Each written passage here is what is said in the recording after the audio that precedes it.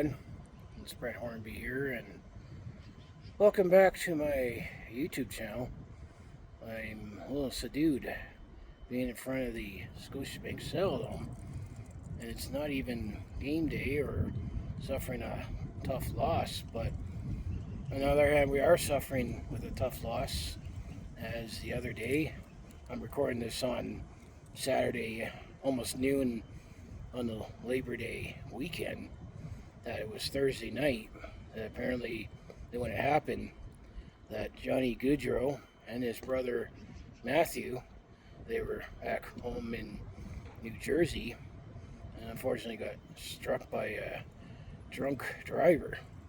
So I figured it'd be more appropriate for me to make a video on it, not in my apartment, but right here at the Scotiabank Saddledome. As you can see behind me, the Makeshift Memorial for Johnny Gaudreau is growing by the minute, literally, and I've already walked around and take some pictures, but I'm going to put that at the end of the video. But basically it was Thursday night in New Jersey.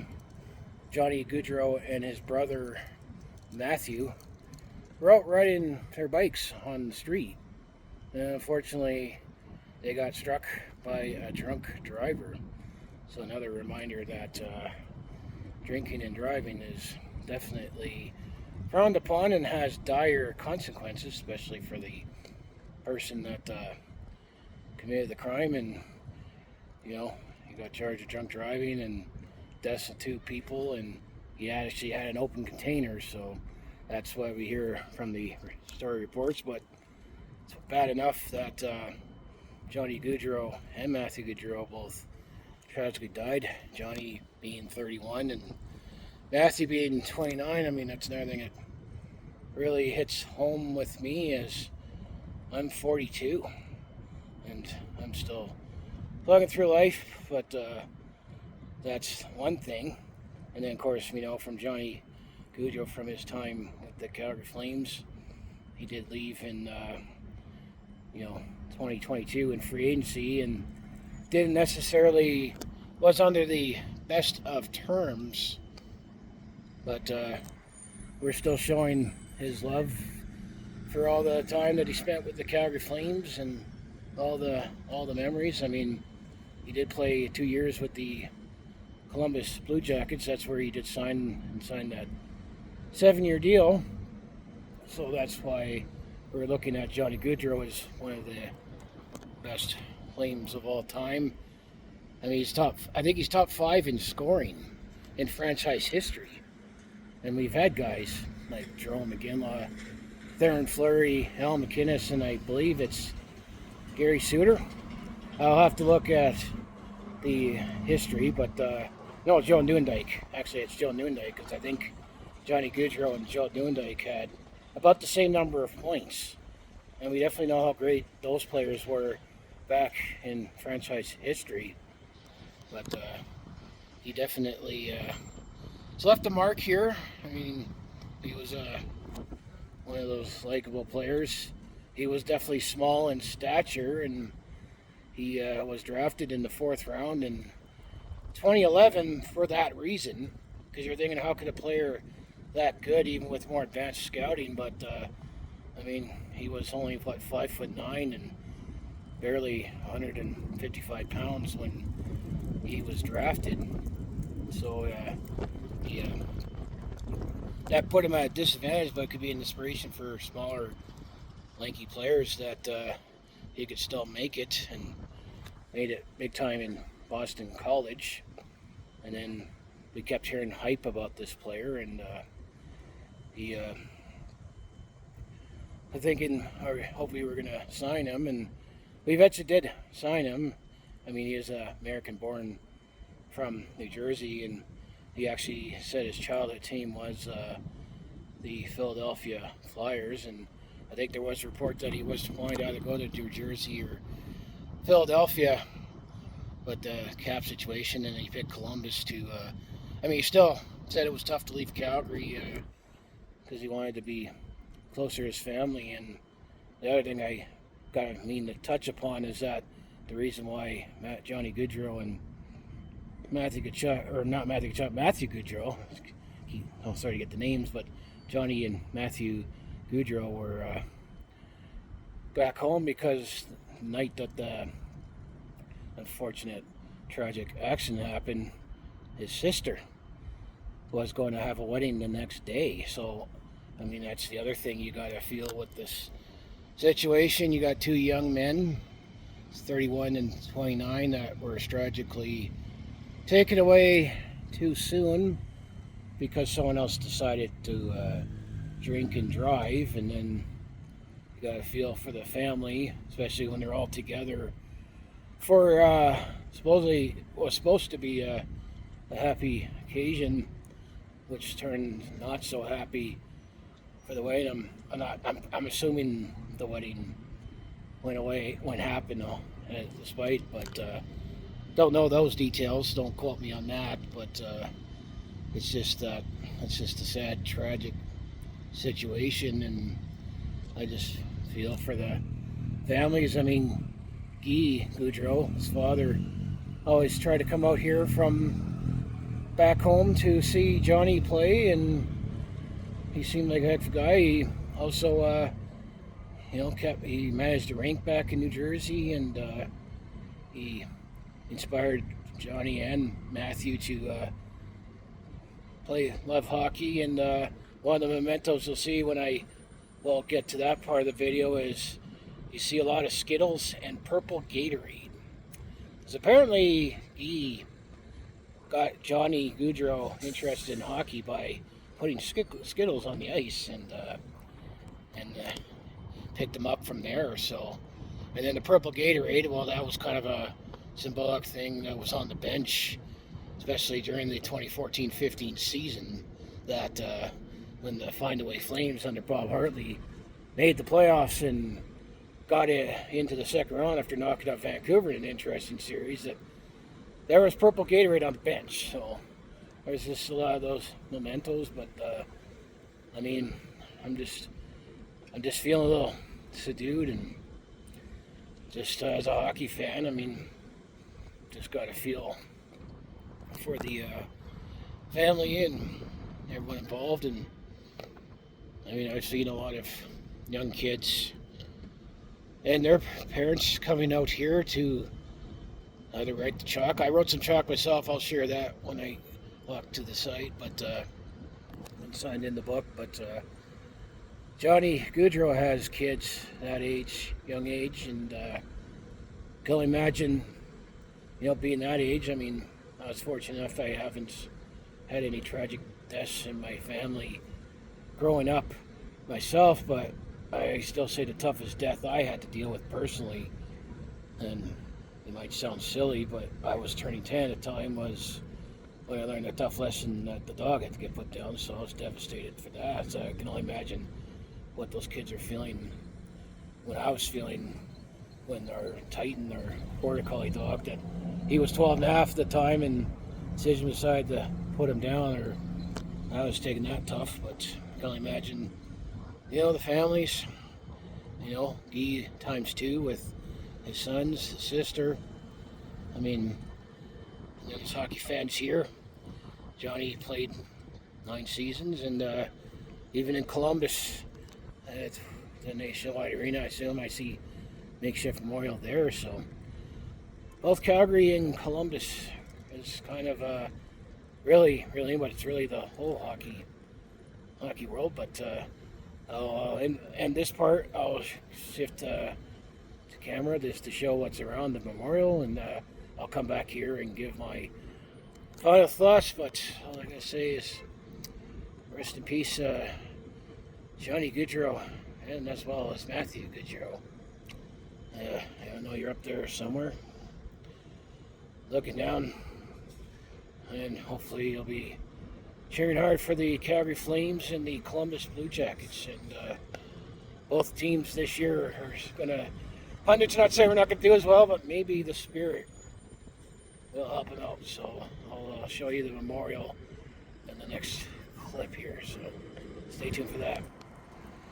Alright, so here I'm at the steps of the Scotiabank Saddledome after doing my intro, and you can see the memorial was definitely built in the last 24 hours, and they did provide chalk from the chair there, and I did actually write something on the concrete.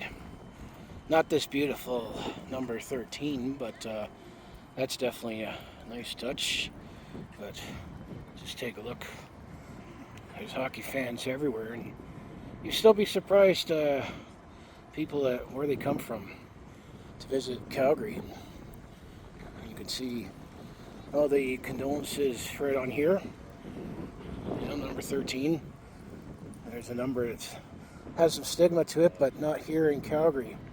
Number 13 definitely has a new meaning now, and there's debate out there. You know, should the Calgary Flames retire that number now, given what's happened? He is up there in all-time points, but I don't have anything to donate. I mean, it's definitely a huge investment to get a jersey, but his fans have left some jerseys behind. Hey, the original Blasty. I like that one better because it has more red in it, but you can see lots of references to number 13. Johnny Gaudreau. And oh yeah, there's the purple Gatorade. And the skills. Funny that he's associated with those two items. But, yeah, look at all this memorabilia. And this is the west stairs that, you know, kind of the main entrance where you go to get in to go to the game, or especially if you're getting off the train. But so I see some other memories on here. I say, despite how Johnny left town, I think he'll always be a Flame. Yeah, first. Yeah, here's someone who put down their memory in the 2015 playoffs when we got to the second round. Game 3 versus the Ducks. I remember Johnny scoring a big goal. Forced that game to go to overtime, but unfortunately, Corey Perry ruined it, and we were down 3-0 after that and got swept. No, we lost to 5 in 2015. It was 2017, I'm thinking. We got swept in the first round. We lost in 5 to the Ducks. So yeah, because I think that game 3, I'm thinking about now, that was the one that Michael Backlund scored that winner, yeah. So yeah, because there was a big goal that he scored to force the game to go to overtime. Or I think we would have been swept in that series. That didn't happen in 2015 after we knocked out Vancouver. But my favorite moment is always going to be a 2022 overtime winner when we knocked out Dallas, where Johnny Gaudreau was literally a cinder brick wall. That series. And you can see over here, there's other memorials from, you know, the playoffs that we played in, and then there's Boston College. But yeah, it's nice to see all this stuff laid out here, and someone had a number 13. Of course, I'm working around with other subjects. We're all hockey fans here, and you always gotta say you're a hockey fan, and you also gotta look at this from a human point of view too. Yeah, prove many wrong. I mean, that's why, as great as a player Johnny was, you're thinking, how come he wasn't drafted in the top 10? It's all because he was 5'9", and that must be a midget because I'm 5'5". But yeah, Johnny, Matthew. It's interesting that Matthew was his brother's name, as we had another Matthew, Matthew Kachuk, that Johnny Gaudreau was associated with and big with Matthew Kachuk. But that kid just put a heart for 13. That's definitely a nice touch. I mean, we did boo you relentlessly, Johnny, and when you returned to Calgary. But that's what happens when in sports, when players decide to leave town. But it's all good now. Yeah, this is where I wrote down. If you can make it out, it's drawn on chalk. These are my top 3 moments in Johnny's career. I was working behind cheer here where they have the chalk.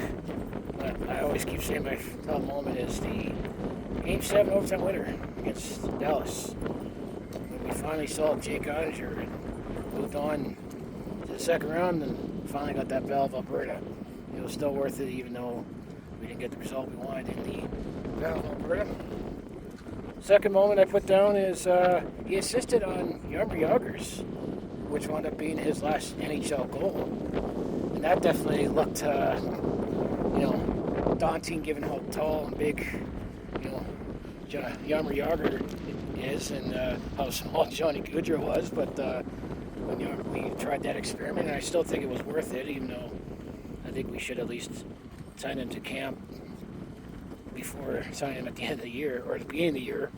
But we briefly had Jaromir Jagr, and Johnny Gaudreau assisted on his last goal in the NHL before it became apparent that as great as Jagr is at 45, turning 46, that he wasn't going to be able to keep up with today's NHL. And then I just put down his first goal. It was right out of Boston College. It was the end of the 2013-14 season, so he burned a year of his contract. He scored his first NHL goal in his first NHL game on the road in Vancouver when it was a meaningless game for the Calgary Flames at the time for playoff implications.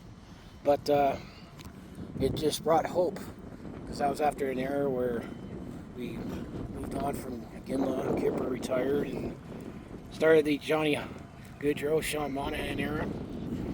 So, well, that's my top three memories of Johnny as a Flame. What's yours? I pretty much touched on the biggest moments. Well, hey, I see a border collie, I think. Even border collies are feeling sad. But I just love this. That's what I see on the memorial. It's growing by the minute, literally.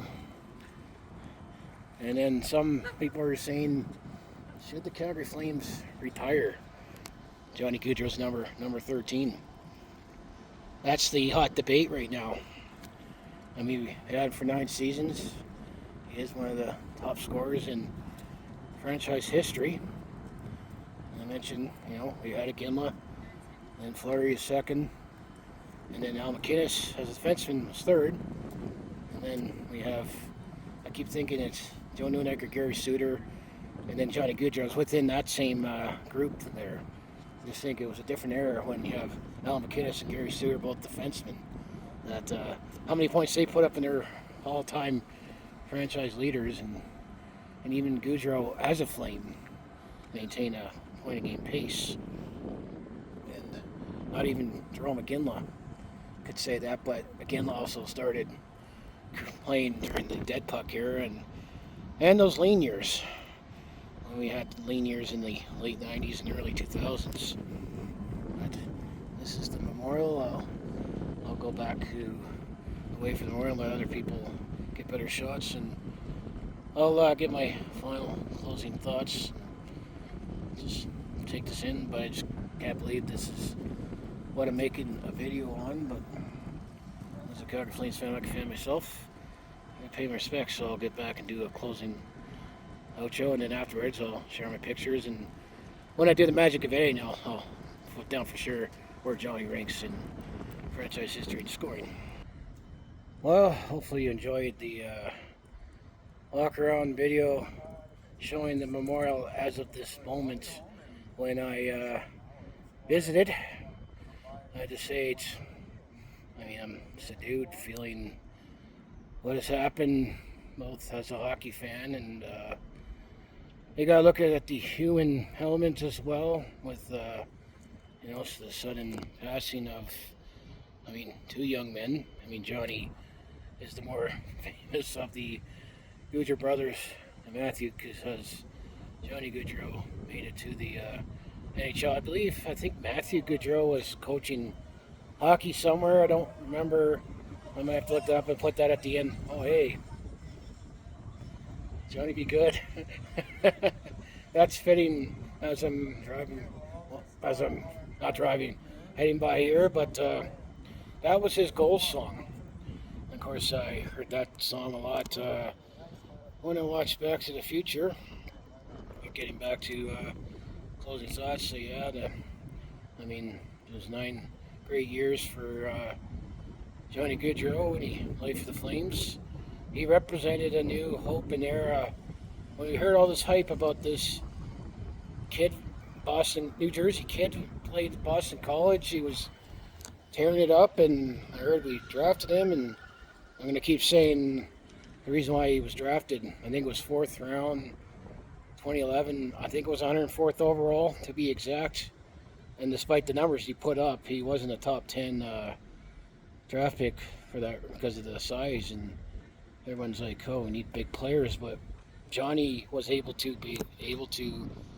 find a way to fit in teams with his skill, his scoring ability, and be able to beat checks. And he was definitely someone that we had after when we moved on from, Jerome McGinley, Mika Kiprusoff, and then had a rebuild the last time we had a major rebuild, and it was Johnny Gaudreau, Sean Monahan, and then Matthew Chuck, Elias Lindholm. I mean, this almost represents that era of Flames hockey, because, the era that I'm always most nostalgic for, given that was one of the first eras, is, the era when we had McDonald, and, of course, my childhood favorite Flame, Joel Otto, and Johnny Gaudreau did something that my childhood favorite Flame had done, and he was the next since, because the last time the Calgary Flames won Game 7 at home was in 1989, when Joel Otto scored the overtime winner in Game 7 against Vancouver, and it would definitely been a huge, huge upset if Vancouver knocked off the Flames that year. But so Johnny did something that Joel Otto has done since. Calgary seems to not have as much luck in the first round sometimes since winning the Cup, but that's still my favorite memory of Johnny. And then another thing that just came to my mind is what other examples can you think of players still in their prime? Because Johnny Gaudreau is 31. He still has 5 more years left on that contract with the Columbus Blue Jackets, and there was hope that he was going to bounce back, especially with his buddy and best friend Sean Monahan signed there, and he signed 5 years for that reason. So you also got to feel how does Sean Monahan feel, because he was his best friend and teammate when he was here with the Calgary Flames until after the 2022 playoffs, where dismantling began. Where, we ranged you with booze because we were upset at the time that you decided to go to Columbus. Well, leaving here, and you didn't do it till like the last minute. So we were definitely put in the bind, and Brad Schlivin did the best he can to they salvaged it when we made some transactions where we still have Huberdeau, Kadri, and Weegar, and then we definitely have torn the team now with Craig Conroy, and Craig Conroy was also behind the scenes with Jay Feaster when we drafted him. So there's just a lot of other things, but other examples of players suddenly passed away in their prime. Well, I know in 1985, I believe the date's right, Philadelphia Flyers fans went through this with goaltender Pelle Lindbergh. He suddenly passed away, and I know here in Calgary as a Stampeder fan, we had a young guy named Mylan Hicks in the 2016 season, and he was a football player that was tracing the professional football dream and was up here in Calgary, and it still punches me in the guts to hear that a guy from Detroit who was chasing the football dream, and his journey brought him to Calgary to be with the Stampeders, and he got shot and killed in a bar. So that still feels pretty bad in that sense. I know that another high-profile athlete death that still kind of reigns, it shows emotions, mixed emotions, is Kobe Bryant, but he was 41 at the time when that helicopter crash happened in Los Angeles, and you definitely saw the emotions of all the basketball greats, including Shaquille O'Neal. And there was a well-documented beef that Shaq and Kobe had during their primes, and one of those what ifs about how they coexisted, and apparently they eventually were able to coexist, and Shaq definitely showed his emotions at Kobe's funeral. It was a memorial that they had at the then named Staples Centers in LA, but I just say, I mean, this is just the harsh reality of life. You just never know how it ends. Of course, it always seems like it's always the good people the really good people that this happens to, and Johnny was definitely one of those players that just wanted to come to the rink, loved the game, and apparently I heard no one said anything bad about him. I mean, the only time he faced the rain of boos was when he came back here after he signed to Columbus, but that's a thing that happens in sports. I figure things will move on and we'll forgive and forget it, what we're seeing out here, and I still as a fan, I feel this feels more of a loss than when Johnny decided I'm hitting the market, just given the legacy and what he did for Calgary, and it was something we had something to look forward to watch. And I mean, Columbus fans are probably feeling the same thing too. I mean, it's tough, but I figured this is how I had to make this video. Make my mark, pay my respects as best I can, but of course, you always want to try to say don't drink and drive. This is definitely one lesson, is that one person's decision has affected not only the immediate family of the Gaudreaus and whoever was joining the Gaudreaus in the wedding, so they're affected too, and then hockey fans everywhere. And I've listened to a lot of podcasts and news stories about people reflecting, mostly those that covered the Flames, and I just say that I mean, rest in peace Johnny and Matthew, and just need their time to grieve, and since all the hockey fans out there too are feeling this. Well, I'm starting to feel it, but of course I have to say I love my family and friends who are a part of my life. I know that we're all busy, and I kind of live in my own bubble, but hopefully the couple of years that Johnny decided to go to Columbus, that they were able to enjoy the time with family being closer. He said it was really tough to leave Calgary, and it's tough to see you leave Calgary once because you thought you didn't want to be a Flame anymore, and now it's tough to know that we can't look forward to Columbus Blue Jacket games anymore to see Johnny and Sean. That's taken away now. Yeah, don't mean to get too emotional, but this is heavy stuff. This is heavy, as Marty said in Back to the Future, and when he played that,